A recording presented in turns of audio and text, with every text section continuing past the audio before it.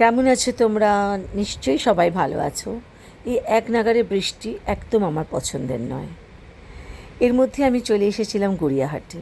এই যে দেখছো ভদ্রমহিলাকে, ডিগনিফাইড লেডি, আমার মা। এনারা সবাই আমার মা।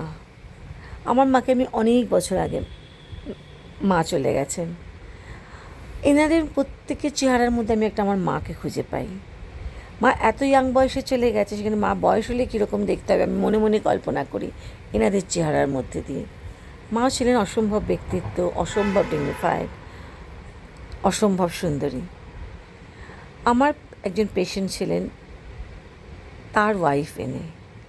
পেশেন্ট আমার ওই স্যার মারা গেছেন বহুদিন হলো, কিন্তু ম্যাডামের সঙ্গে সম্পর্কটা আমার এখনও রয়ে গেছে। গড়িয়াহাটে যাব, ম্যাডামের সঙ্গে দেখা হবে না, এটা হতেই পারে না। আমার একটা শাড়ি চেঞ্জ করার ছিল প্রিয়গোপাল বিষয় থেকে। ম্যাডামকে বললাম ওখানে চলে আসতে, ম্যাডাম চলে এলো। আমরা শাড়ি টাড়ি চেঞ্জ করলাম, করে বললাম চলো কোথাও খাই। বলে চলো তোমাকে বাইলুম নিয়ে যাই। বাইলুমের ক্যাফেতে গেছো? আমি বললাম না, যাইনি। সে বাইলুম আমার খুব পছন্দের জায়গা শাড়ি কেনার জন্যে। এই ক্যাফের কথা শুনেছি, বাট এলাম। সাংঘাতিক যে কিছু একটা ডেকর তা নয়, খাবারও সব সাধারণ সাধারণ, মোচার চপ, লুচি, রাধাবল্লভী এই টাইপেরই, ঘরোয়া। খুবই ভিড় ছিল, কিন্তু আমার মনে হয় একটু ওভার প্রাইস, যেহেতু আমি এই ধরনের আইটেম বিক্রি করি বলে আমার তো মনেই হলো। কিন্তু এবং সাংঘাতিক কিছু টেস্ট তাও বলবো না, কিন্তু ওই অ্যাম্বিয়েন্সে খাবারগুলো খেতে ভালোই লাগছিল। চাটা ছিল অসাধারণ। ওনার সঙ্গে আমার একটা অদ্ভুত আত্মার সম্পর্ক।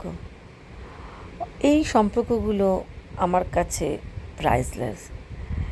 আর আমি এনাদের কাছে গেলে ভীষণ নিজেকে একটা সিকিওর, একটা প্রচণ্ড ভালো লাগা, একটা ভীষণ খুশি, ভীষণ নিজের মানুষের কাছে গেছি, মায়ের কাছে গেছি, এরকম একটা ফিলিং হয়। এবার তোমরা দেখতে পাচ্ছ আমি আমার আরেক মায়ের সঙ্গে পরিচয় করাই। এই যে দেখতে পাচ্ছ নারায়ণ পুজো। আজকে রবিবার, আমি দুপুরবেলা মিনাকে নিয়ে চলে এসেছি ড্যান্ডিনের বাড়িতে। আমার বন্ধু সংযুক্তা, ও থাকে দুবাইতে। ওদের বাড়ি ড্যান্ডিন, সল্টলেকে। সেই পুরনো রেস্টুরেন্ট, চাইনিজ রেস্টুরেন্ট, যারা সল্টলেক থাকো তারা জানবে, সেই বাড়ি। এটাই ওদের বাড়ি। ও হচ্ছে আমার বন্ধু, হচ্ছে বাড়ির বড় মেয়ে। প্রত্যেকবার প্রতি বছর নারায়ণ ঠাকুর যখন আসি, সব ছেলেদের বাড়িতে এই এমএল রয় ফ্যামিলির নারায়ণ ঠাকুর প্রায় 1.5 মাস 2 মাস করে কোথাও থাকে। যেদিনকে নারায়ণ ঠাকুর চলে যাবে তার আগে একটা বড় উৎসব হয়, প্রচুর লোকজন, প্রচুর খাওয়া, প্রায় 56 রকমের মতন ভোগ হবে, আর সমস্ত নিরামিষ। সে দেখার মতন পুজো। এত সুন্দর নাট মন্দির ছাদের ওপরে। আর দেখতে হয় জেঠিমা, মানে আমার মা, ওনার সঙ্গে আমার মায়ের অনেক মিল।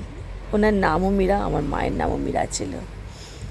ওই যে বললাম, আমার ভালোবাসার ভাগ্য ভীষণ ভালো। শত্রুও অনেক আছে, অনেকে অপছন্দও করে আমাকে, এরকমও মানুষজন আমি জানি। তো বিশ্বাস করে তাদের নিয়ে আমি একদম ভাবি না, কারণ যারা আমাকে ভালোবাসে তারা এতটাই ভালোবাসে, এতটাই আমাকে চায়, তাদের নিয়েই আমি খুব খুশি থাকি। সেই সব সম্পর্কগুলো নিয়ে আমি খুব খুশি থাকি। খারাপ জিনিস ভাববার কি আমার নিয়ে ভাবলো, কে আমাকে পছন্দ করলো না করলো, এগুলো নিয়ে ভাবার ক্ষমতা বা সময় আমার কোনোটাই নেই, ভাবতেও চাই না। এই দেখো নারায়ণ ঠাকুর, কী অপূর্ব তার রূপ, কী সুন্দর যে সাজানো, কী বলবো। এত সুন্দর সাজিয়েছিল, এত সুন্দর অ্যারেঞ্জমেন্ট। এবছর যে ঠাকুরমশাই রান্না করে সে ডেট ভুলে গেছিলো, তাই জন্য সে আসতে পারেনি। জেঠিমার সকাল থেকে বিশাল চিন্তা। তারপরে অন্য একজন ঠাকুরমশাইকে পাওয়া যায়, তারপর সে রান্না করে।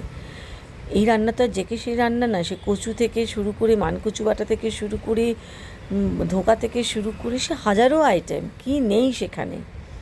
সবথেকে স্পেশাল হচ্ছে এখানে একটা মাখা প্রসাদ। যত রকমের রান্না হয় তার সঙ্গে ভাত দিয়ে মাখা হয়, এটা জেঠিমা মাখে। আর এটা খাওয়ার জন্য সবাই অপেক্ষা করে। অসম্ভব সুন্দর, এটা একদম ইউনিক। এই প্রসাদ আমি কখনো খাইনি। মিনাকে আগের দিনই বলেছিলাম চলে আসবি, আমরা দুজন যাবো। জেঠিমা বলেছিল মিনাকে নিয়ে যেতে। মিনাকে আমার বন্ধুরা সবাই খুব পছন্দ করে।